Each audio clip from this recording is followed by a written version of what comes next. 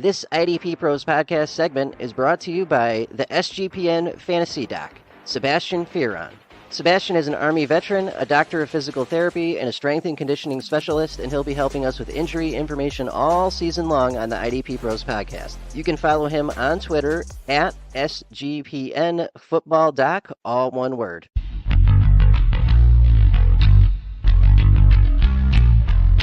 What's up, guys? SGPN Football Doc here, and today we're talking about Packers injury news.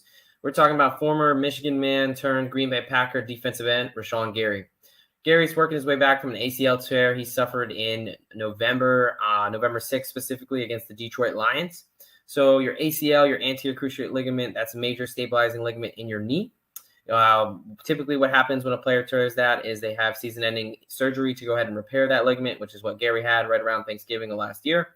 So this ligament works to help players in their cutting ability, to help them decelerate, and really just provide that stability, especially when moving. Now, after that surgery, it comes with about a 10 to 12-month recovery road. So it's a long, very major surgery to kind of come back from. Gary's looking at just 10 months from when he had his injury to week 1. So typically, again, that 10 to 12-month range, players usually come back in that 11 and a half months is kind of the NFL average. But Gary's chances of making it back for week 1 just got a whole lot better today. So on Monday, August 7th, he was activated off of the PUP, the physically unable to perform list, where he started training camp just a couple weeks ago. So just because he got activated does not mean he's a lock for week 1, however. We're going to go ahead and see how he progresses. The Packers are going to kind of take it slowly. They already talked about kind of being cautious with him. He's started on individual drills today. He's not really going to probably get an 11 on 11 or more live reps until probably next week, if not further on. So we don't know how much preseason work he's going to get, maybe a little rusty, but they kind of want to make sure there's no setbacks in the kind of individual drills before progressing him from there.